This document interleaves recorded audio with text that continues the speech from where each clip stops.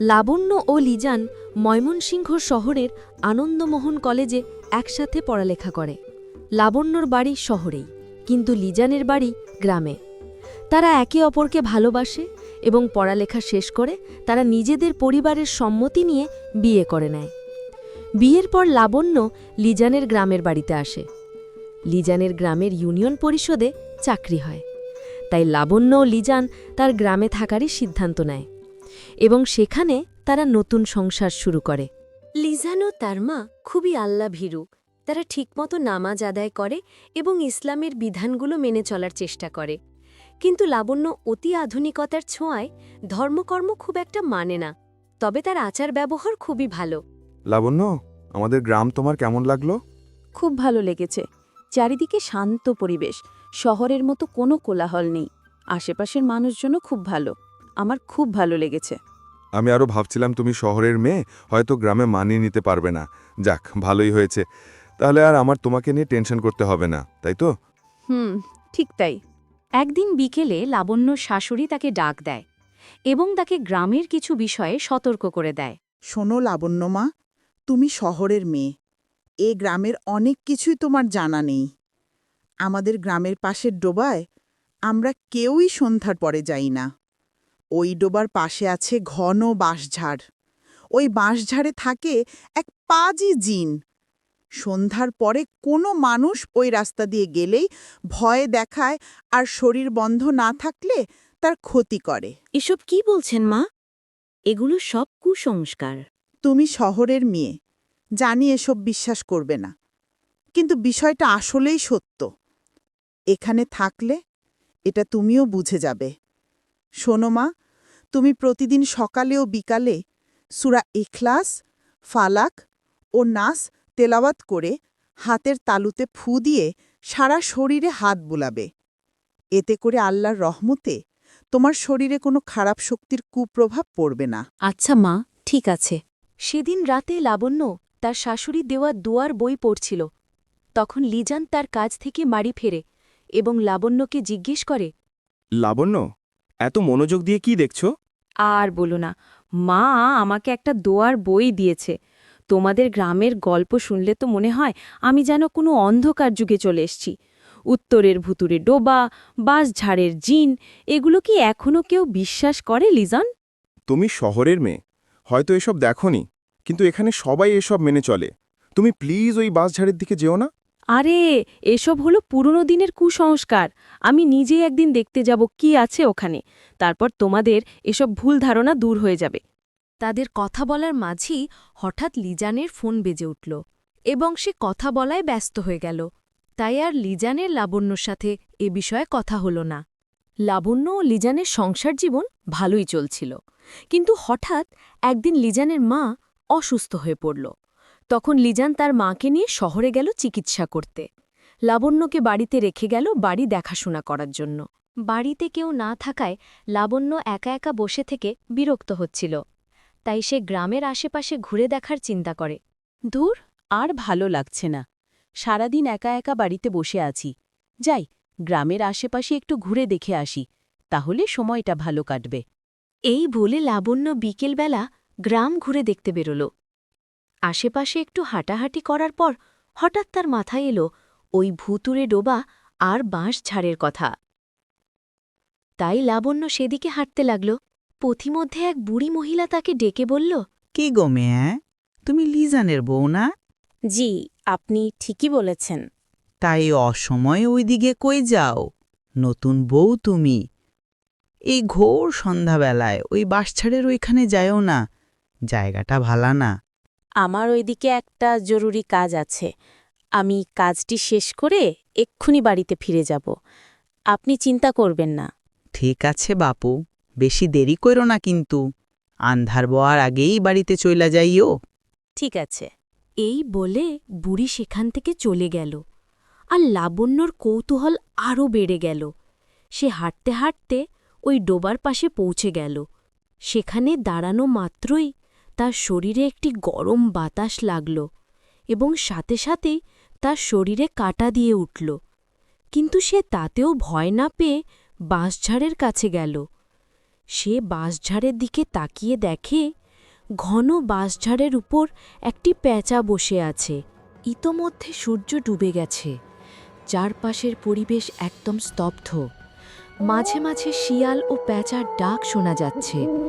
হঠাৎ আশেপাশে জোরে বাতাস বইতে লাগল এবং আশেপাশের পরিবেশ অস্বাভাবিক হয়ে উঠল। তখন লাবণ্যও ভয় পেতে শুরু করল। কি ব্যাপার, এক্ষুনি তো সবকিছু ঠিকঠাক ছিল, হঠাৎ এমন জোরে বাতাস বইছে কেন? রাত হয়ে যাচ্ছে, আমি তাড়াতাড়ি বাড়িতে চলে যাই। লাবণ্য আর দেরি না করে বাড়ির দিকে হাঁটা শুরু করল। কিছুক্ষণ হাঁটার পর হঠাৎ তার মনে হলো তার পেছনে কেউ আছে। সে ভয়ে ভয়ে পেছনের দিকে তাকিয়ে দেখে কেউ নেই। লাবণ্য মনে করে এটি হয়তো তার মনের ভুল, তাই সে তাড়াতাড়ি হেঁটে বাড়িতে ফিরে আসে। তার স্বামী ও শাশুড়ি তখনও বাড়িতে ফেরেনি, তাই লাবণ্য রাতের খাবার খেয়ে শুয়ে পড়ে। কিছুক্ষণের মধ্যেই তার চোখ লেগে যায় এবং সে ঘুমিয়ে পড়ে। হঠাৎ তার মনে হয় তার পাশে কেউ শুয়ে আছে। সে মনে করে হয়তো তার স্বামী এসেছে। কিছুক্ষণের মধ্যেই তার খেয়াল হয় যে দরজা তো ভিতর থেকে বন্ধ, তাহলে তার স্বামী ঘরে কিভাবে ঢুকল?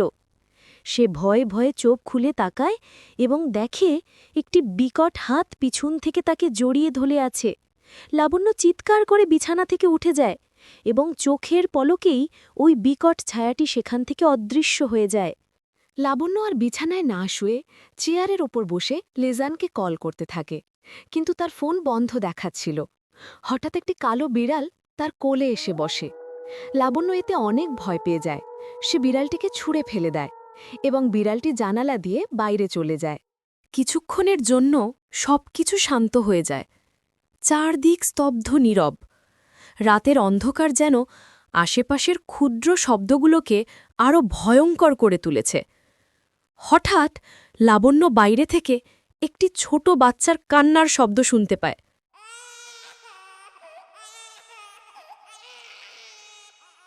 ভয়ে তার হাত পা ঠান্ডা হয়ে যাচ্ছিল।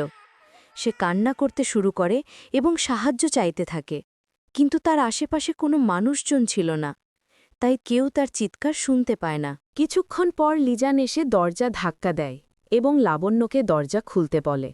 লাবণ্য, দরজা খোলো, আমি চলে এসেছি, তাড়াতাড়ি দরজা খোলো। নিজের স্বামীর কণ্ঠ শুনে লাবণ্য খুবই স্বস্তি পেল এবং দরজা খুলতে গেল। হঠাৎ তখনই তার ফোন বেজে উঠল। ফোনটি তখন লাবণ্যর হাতেই ছিল। সে ফোনের দিকে তাকাতেই দেখে তার স্বামী কল করেছে। সে তৎক্ষণাৎ থমকে গেল এবং ভয়ে ভয়ে সে ফোনটি রিসিভ করল। অপর পাশ থেকে তার স্বামী লিজান কথা বলছে। লাবণ্য, আমরা তো আজকে আসতে পারিনি, লাস্ট বাসটা মিস করেছি। কাল সকাল সকাল চলে আসব। তুমি ভালো করে দরজা জানালা লাগিয়ে আয়াতুল কুরসি পড়ে ঘুমিয়ে যাও। লাবণ্য লিজানের সাথে কথা বলতে বলতেই আস্তে আস্তে দরজার দিকে গেল এবং দরজার ফাঁকা দিয়ে বাইরে তাকিয়ে দেখে তার স্বামী লিজান বাইরে দাঁড়িয়ে আছে, কিন্তু তার মুখে এক শয়তানি হাসি। ভয়ে লাবণ্যর শরীর ঠান্ডা হয়ে গেল। সে কলে থাকা লিজানকে বলল, তুমি কি সত্যিই লিজান? তাহলে আমার দরজার বাইরে যে দাঁড়িয়ে আছে সে কে? লাবণ্যর আর কিছু বুঝতে বাকি রইল না। সে তার স্বামীকে সব কিছু খুলে বলার আগেই ফোনে নেটওয়ার্ক চলে গেল। তখনও উনি জিন বাইরে থেকে লাবণ্যকে দরজা খুলতে বলছে এবং জোরে জোরে দরজা ধাক্কাচ্ছে। লাবণ্য ভয়ে ভয়ে দরজার কাছে গিয়ে বলল, তুমি আমার স্বামী নও, চলে যাও এখান থেকে। লাবণ্যর কথা শুনে ওই জিন জোরে জোরে হাসতে লাগল। ওই বিকট হাসির শব্দে আশেপাশের সব কিছু যেন কাঁপতে লাগল। লাবণ্য ভয়ে ঘরের এক কোণায় গিয়ে বসে পড়ল এবং কান্না করতে লাগল। হঠাৎ তার চোখ গেল ঘরের দেওয়ালে থাকা কাবা শরীফের ছবির দিকে এবং তৎক্ষণাৎ তার আল্লাহর কথা স্মরণ হল। সে সাথে সাথেই অজু করে জায়নামাজ বিছিয়ে নামাজে দাঁড়িয়ে গেল এবং আল্লাহর কাছে সাহায্য চাইতে লাগল। ওই জিন তখন বাইরে থেকে আরও জোরে জোরে চিৎকার করতে লাগল এবং লাবণ্যকে নামাজ থামাতে বলতে থাকল। এই বজ্জাত মহিলা, নামাজ থামা, আজকে তোকে আমার হাত থেকে কেউ বাঁচাতে পারবে না, নামাজ থামা বলছি। কিন্তু লাবণ্য নামাজ থামাল না। সে আরও গভীরভাবে আল্লাহর কাছে সাহায্য চাইতে লাগল।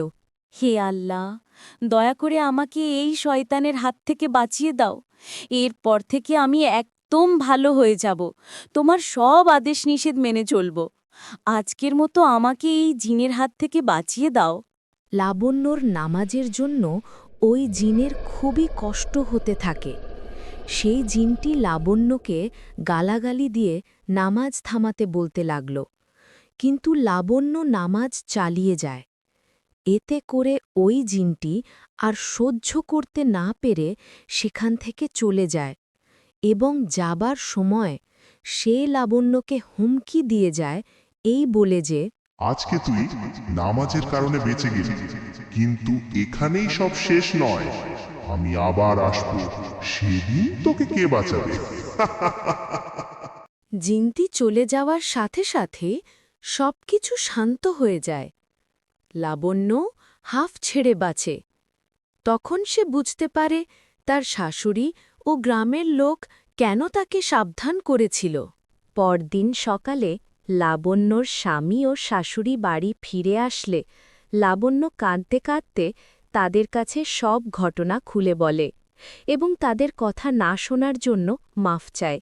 আমার ভুল হয়ে গেছে, আমি এখন বুঝতে পেরেছি তোমরা কেন আমাকে সাবধান করেছিলে। আল্লাহর অশেষ রহমতে ওই জিনের হাত থেকে বেঁচে গিয়েছি, নইলে তো আমি এখন কবরে থাকতাম। ঠিক আছে মা, আল্লাহর রহমতে তোমার কোনো ক্ষতি হয়নি, এতেই আমরা খুশি। দেখেছ, আমি আগেই বলেছিলাম এত সাহস দেখাতে যেও না, আর একটু হলেই মরতে বসেছিলে। তুই চুপ থাক এখন, আমার বৌমাকে আর বকা দিস না। এরপর থেকে লাবণ্য আর কোনোদিন ওই বাঁশঝাড়ের কাছে যায়নি, আর সে নিয়মিত নামাজ পড়ে এবং আল্লাহর আদেশ নিষেধ মেনে চলে। তাই ওই জিন আর কোনোদিন তাদের কোনো ক্ষতি করতে পারেনি।